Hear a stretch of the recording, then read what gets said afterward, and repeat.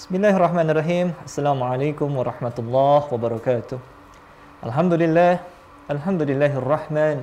Allamal Qur'an, khalaqal insan, allamahul bayan. Asyhadu an la ilaha illallah wahdahu la syarika lah wa asyhadu anna Muhammadan abduhu wa rasuluh la nabiyya ba'dah. Allahumma salli wa sallim wa barik ala nabiyyina Muhammad wa ala alihi wa ashabihi ajma'in. Para pemirsa CITV yang Allah cintai, kembali bersama saya Nizam Zulfikar, sahabat siar Anda, dalam program Sekar Jati, yakni siaran edukasi Ramadan Yogyakarta Istimewa, yang insya Allah pada kesempatan kali ini kita akan mengupas tentang syukur, sabar, dan ikhlas. Dan kita sudah dibersamai oleh guru kita. Insya Allah tema itu akan disampaikan oleh Bapak Ustadz Haji Gita Danu Pranata SEMM. Kita sapa dulu. Assalamualaikum Ustadz.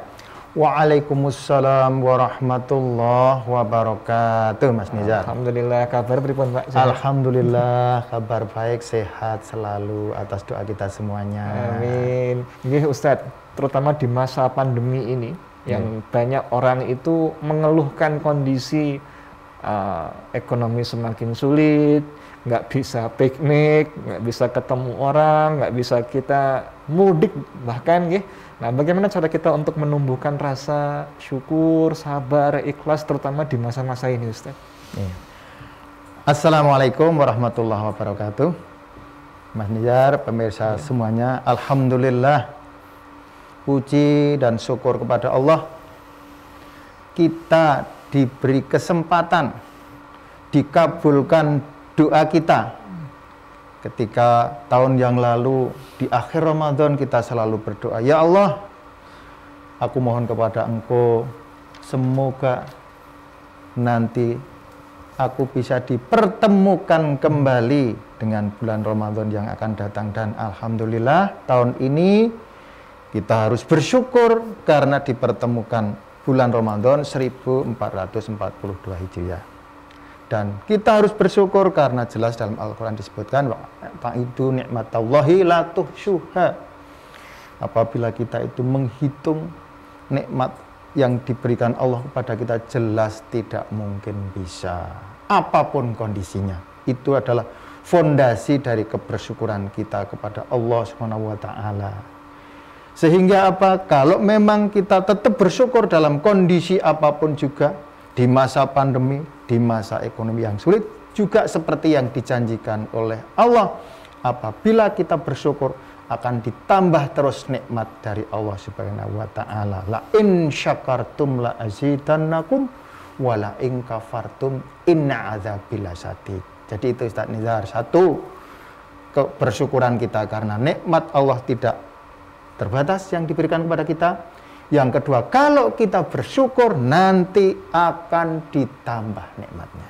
Begitu. Baik Ustadz, selama ini ketika banyak orang gitu ya sering malas bekerja, terus sering mengatasnamakan sabar dalam kemalasan. Udah tawakal aja, dapatnya segini ya nerimo ing pandum. Kira-kira apakah betul seperti itukah definisi sabar? Nah, ini yang akan kita perdalam lagi. Ketika kita sedang dihadapkan kepada suatu kondisi, maka dalam Al-Quran juga disebutkan, ya ayyuhalladzina amanu sta'inu bis-sabri was-shalah. Hei orang-orang yang beriman, jadikanlah sabar dan sholat sebagai penolongmu. Innallaha ma'as-sabirin. Sesungguhnya Allah beserta orang-orang yang sabar. Wala nabluwannakum bisyai'in minal khauf wal ju' wa naqsi minal amwali wal anfusi was samarat wa basyiris sabirin. Memang Allah akan memberikan sedikit ya ketakutan, sedikit cobaan, sedikit macam-macam lah gitu, kekhawatiran dan sebagainya. Tapi Allah tetap akan membersamai orang-orang yang sabar. Nah, kadang memang seperti Ustadz Nizar tadi sampaikan, memaknai sabar adalah tidak melakukan apa-apa. Itu bukan sabar, tetapi itu malas. Nah, kita akan urai justru. Kita dikatakan sabar seperti yang tercantum dalam surat Al-Baqarah 153 itu adalah ketika kita bisa menyelesaikan berbagai amanah yang diberikan kepada kita. Itulah yang dimaknai sabar. Kalau ASN, walaupun work from home, tidak akan menunda-nunda, tidak akan mengurangi kualitas layanan, tidak akan justru semaunya, tetapi karena di rumah justru ada fleksibilitas aktivitas, mestinya kualitas kinerjanya lebih baik. Orang-orang yang sedang beraktivitas di luar harus tetap tidak banyak ketika tidak penting untuk keluar, work from home atau stay at home atau aktivitas yang tidak berkerumun dengan orang dan bisa menjalaninya dengan baik, itu yang dinamakan sabar. Jangan sampai ya, itu kadang kalau orang Jawa itu lisannya sabar tapi sebenarnya itu menunjukkan ketidaksabaran. Contoh, wis tak sabar, oke. Itu kan kata-kata sabar, tapi sebenarnya itu menggambarkan sebenarnya tidak sabar. Atau kurangane sabar sing kaya ngopo. Nah, itu dua kata yang sering diucapkan tapi menggambarkan ketidaksabaran. Itu Ustaz Nizar. Kita sering mendengar Ustadz, ada ungkapan batas sabar saya sudah habis. Betulkah kesabaran itu ada batasnya Ustadz? Sebenarnya ketika kita bisa menikmati, memahami substansi dari berbagai macam kendala dan problematika, itu mestinya tidak ada batas kesabaran. Hanya karena sudah terputus dan tidak bisa berinisiatif, berikhtiar yang maksimal, akhirnya mengucap orang itu mesti ada batas kesabarannya. Padahal kalau semua dibalik, ya reframing kalau bahasanya psikolog, itu apapun ujian itu akan dibalik justru menjadi hikmah. Nah, itu karena memang juga di dalam Al-Quran itu disebutkan fa'inna ma'al usri yusra. Mesti di antara kesulitan itu nanti akan datang kemudahan. Itu sudah dijanjikan oleh Allah. Dan dengan adanya pandemi, alhamdulillah kalau tahun kemarin kita masih kesulitan, banyak problem adaptasi. Tapi sekarang sudah tidak. Ini hikmahnya adalah kita sekarang sudah jedanya ya, kalau bahasanya lag-nya ya, lag-nya antara negara maju dan negara berkembang, lag-nya antara anak-anak milenial dengan seperti saya orang kolonial bahasanya anak muda itu rendah. Dulu saya pakainya paling-paling hanya kalau pakai smartphone kita ya main WA, lumayan WA ya, SMS dulu. Sekarang bisa webinar, pakai Zoom, bisa transaksi online, jual beli online. Bahkan sekarang lebih banyak aktivitas yang bisa kita lakukan. Bagi negara maju itu kebutuhan, bagi kita keterpaksaan. Nah, itu tadi menggambarkan sabar itu. Toh kalau memang mau belajar, teknologi diciptakan untuk kemudahan. Gitu Ustaz Nizar. Iya Ustaz. Ketika kita berada di bulan Ramadan, kita berpuasa, ketika ada cobaan-cobaan yang membuat kita marah Ustaz, kita lebih cenderung bisa untuk menahannya. Tetapi ketika sedang tidak berpuasa, selesai Ramadan itu biasanya lebih mudah kita untuk menumpahkan amarah itu. Nah, mungkin ada tips dari Ustadz agar kita bisa sabarnya itu bisa awet sepanjang waktu, tidak hanya pas puasa saja Ustadz. Ketika kita selalu bisa melihat dalam perspektif positifnya semua ujian, semua problematika, bahwa ini adalah untuk meningkatkan kapasitas diri, seperti tadi fa'inna ma'al usri yusra, di antara kesulitan, di antara problem-problem itu nanti akan menimbulkan hal baru, akan menimbulkan keseimbangan baru, insya Allah nanti akhirnya bisa menurunkan tingkat kemarahan. Tapi sebenarnya gini Ustadz Nizar, marah itu ada dua definisi. Marah dalam arti seperti orang tua kepada anak, itu jangan dimaknai ghadab loh itu karena cinta.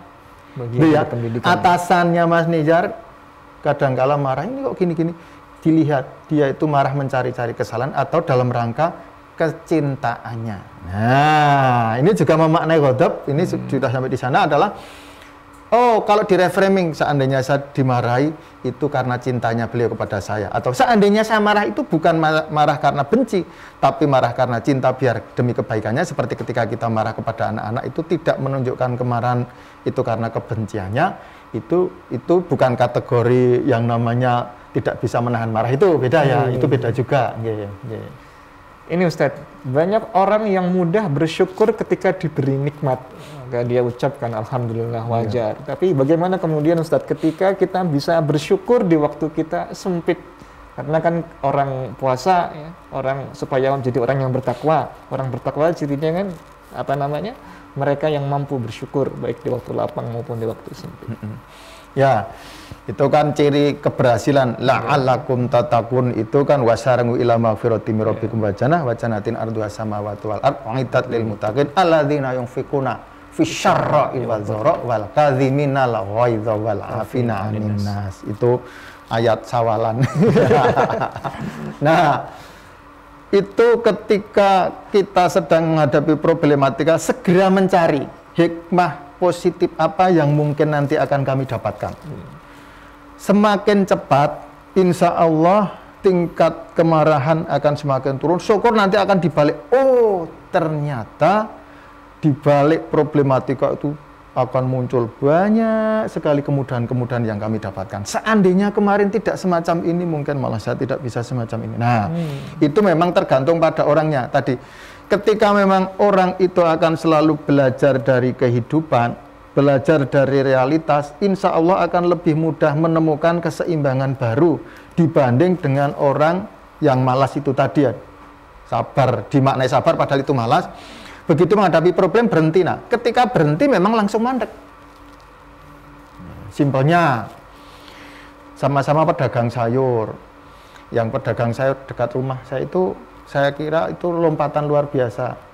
Beliau nge-WA dari rumah, "Ibu, silahkan pesan dari saat ini nanti saya belanjakan. Terus nanti kami tinggal di depan rumah." Sejak itu waktu takut-takutnya ketemu orang itu. Nah, ternyata sekarang transaksinya 4 kali lipat dibanding sebelum pandemi COVID. Awal kemarin saya juga dikeluhi para tetangga yang pekerjaannya, ya, profesinya ojek. Ya, Pak, udah sekarang nggak ada orang pergi, kami nanti makan apa? Ya, makan nasi, saya bilang. Terus ini gimana? Sebentar lagi, cari solusi. Sekarang orang takut keluar, tapi orang kan tetap butuh dari luar. Coba tidak hanya ngojek, tapi ya GoFood macam-macam. Yang perlu, kalau perlu nge-WA yang sudah kemarin relasinya, Anda bisa apa? Dan ternyata sekarang penghasilannya juga bisa 3 kali lipat dibanding ketika belum adanya pandemi. Itu salah satu contoh kecil saja. ASN kan juga begitu. Kemarin tergesa-gesa jam 7 harus sampai kantor, sekarang jam 7 asal sudah standby. Kalau itu memang masih work from home, tapi kalau sudah ke kantor ya kerjakan yang sebaik-baiknya di kantor. Itu semua adalah cara untuk bagaimana ketika kita dihadapkan pada musibah, permasalahan yang akan meningkatkan ya tensi kita, tapi setelah tahu hikmah yang didapatkan, hikmah yang diperoleh, akhirnya kita bisa, oh ternyata ini semua adalah pembelajaran dalam kehidupan kami. Begitu Ustaz. Ustaz, untuk menambah semangat, apa reward dari Allah Subhanahu wa taala, balasan dari Allah Subhanahu wa taala bagi orang yang mampu mengamalkan ya, bersyukur, bersabar dan ikhlas dalam kehidupannya sehari-hari, Ustaz? Oke. Sebenarnya dalam surat Ali Imran yang surat ayat untuk sawalan itu kan sudah sangat jelas toh. Wasyari'u ila magfiratim mir rabbikum wa jannah arduha samawati wal ard uiddat lil muttaqin. Bersegeralah kepada ampunan Allah dan untuk meraih, untuk memimpikan atas surga-surganya Allah. Nah, itu janji Allah itu juga pasti akan diberikan ketika kita memang bisa menafkahkan sebagian rezeki, menahan amarah di saat lapang dan sempit. Nah, itu. Dan itu semua adalah pembelajaran kita selama bulan suci Ramadan ini, sebenarnya adalah tarbiyah bagi kehidupan kita untuk menjadi orang yang sabar, menjadi orang yang ikhlas menerima apapun yang telah ditentukan oleh Allah, tetapi jangan sampai memaknai kehidupan ini malas itu tadi ya. Underline-nya, garis bawahnya adalah jangan disamakan sabar dan malas. Tapi juga jangan abai. Kadang-kala ada yang abai. Ini kan jelas protokol COVID sudah sangat jelas. Oh, kita itu nanti tidak sakit atau mati karena corona tapi sakit atau mati karena nggak punya uang, itu juga sebenarnya itu bukan kategori sabar itu. Ya, satu sisi tidak mau mematuhi protokol COVID yang memang sekarang sudah benar adanya. Kalau sekarang kok masih berdebat bahwa COVID itu sebuah konspirasi atau nyata, itu kalau anak muda bukan lagi oh ada jeda, bukan, memang sudah tidak connect. Saat ini kalau masih menganggap COVID adalah konspirasi, itu bukan lagi ada jeda tapi sudah tidak connect.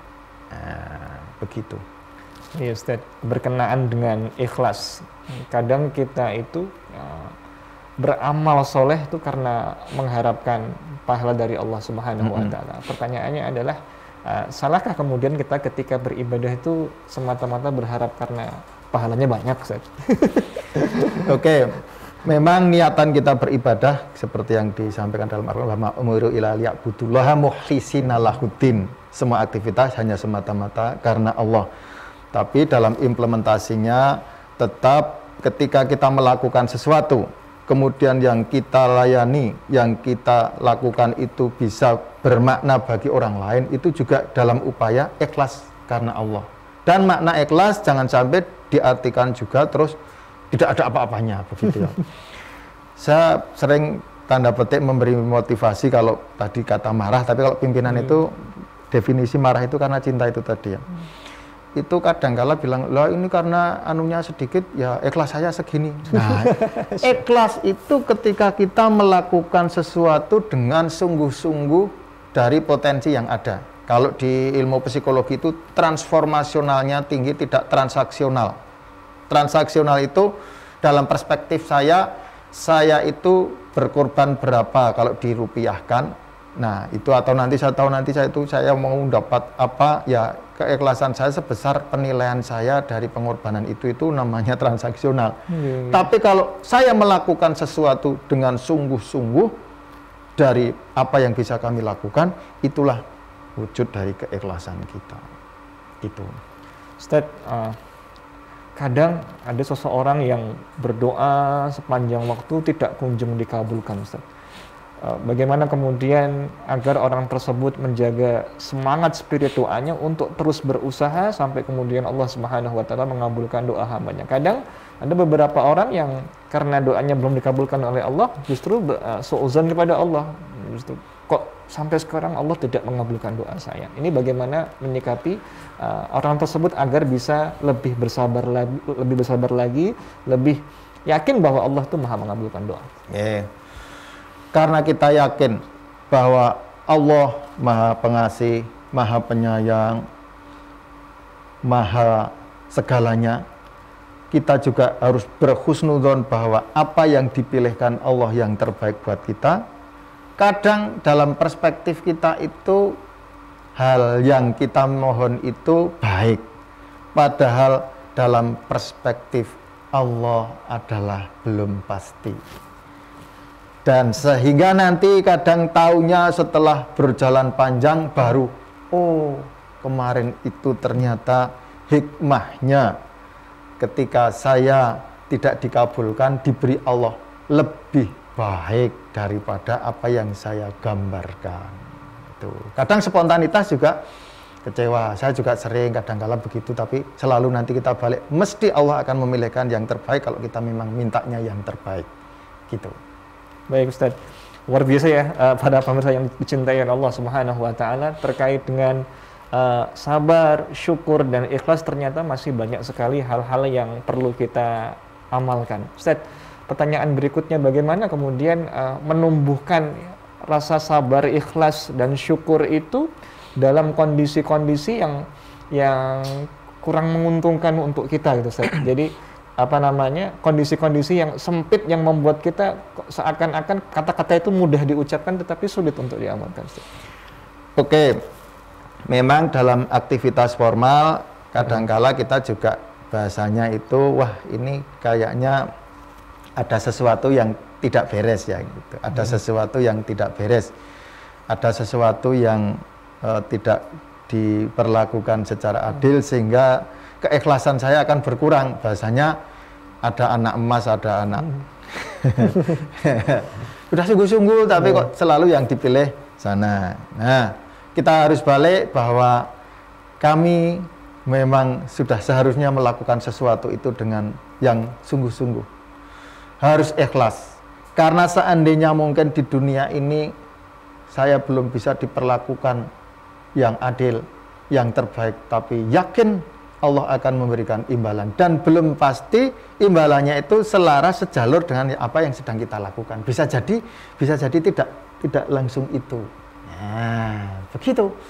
Nah, kalau sudah semacam itu, oh ini mungkin saya di sini kayaknya tidak bisa maksimal, tapi ternyata oh keikhlasan saya dulu ketika diperlakukan tidak semestinya itu akan dibalas oleh Allah dalam aspek yang lain. Itu artinya totalitas ya, totalitas yang namanya ya ayyuhalladzina amanu dkhulu fis silmi kafah, berislam secara totalitas, melaksanakan aktivitas secara totalitas, itu memang dinamika kehidupan itu variasinya adalah semacam itu. Mas Nizar. Baik Ustaz. Allah itu kan memberikan kabar gembira kepada orang-orang yang sabar ya Ustaz nih. Basyiris sabirin alladzina idza asabatuhum musibah qalu inna lillahi wa inna ilaihi raji'un. Mereka berkata semua ini milik Allah dan pasti akan kembali kepada Allah. Nah, pertanyaannya Ustaz, bagaimana kemudian menancapkan dalam hati kita dengan sekuat mungkin bahwa semua yang ada itu milik Allah. Kadang kan kita karena saking nikmatnya menganggap bahwa semua yang kita miliki itu milik kita sendiri, Ustaz. Jadi ketika diambil oleh Allah rasanya berat sekali, Ustaz. Nah, itu sering ada analog-analog ya. Dalam kehidupan ini kan hanya kita mampir minum, mampir ngombe bahasa Jawanya. Kemudian semua titipan Allah. Kalau dulu Ustadz Zainuddin MZ itu sering mengibaratkan kita jadi tukang parkir, walaupun mobilnya mewah itu karena milik yang mengambil pemiliknya ya tetap saja dipersilahkan. Nah, ketika kita memang cinta dunia itu tidak sampai hubud dunia dalam arti itu seakan-akan itu adalah segalanya, itu insya Allah ya seperti tadi yang disampaikan Ustadz Nizar bahwa inna lillahi wa inna ilaihi raji'un. Ya, semuanya milik Allah dan nanti akan kembali ke Allah. Itu nanti akan balance, akan seimbang. Kita ini di dunia hanya sebentar. Semua ini adalah milik Allah. Semua titipan Allah. Pada aspek ini kenikmatan saya diambil, tapi aspek lain insya Allah saya juga diberi kemudahan. Termasuk tadi kebersyukurannya kita tidak bisa menghitung dari kesehatan, kesempatan dan sebagainya.